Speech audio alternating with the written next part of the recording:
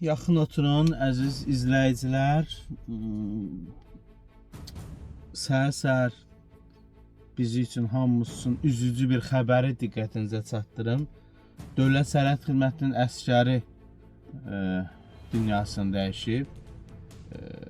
Hüseyin Həmzəoğlu Əsədov xəstəlik səbəbindən dünyasını dəyişib. 20-25 günün əsgəri olub, yəni gənc əsgər. Allah rəhmət etsin, Allah ailəsinə səbir versin. Əlavə olaraq bildirim ki, və Əmək və Sosial Müdafiəsi Nazirliyindən xahiş edirəm ki, əsgərliyə göndərilən gənclər, yeniyetmələr daha ciddi şəkildə yoxlanılsın. Bax, əsas məsələ budur.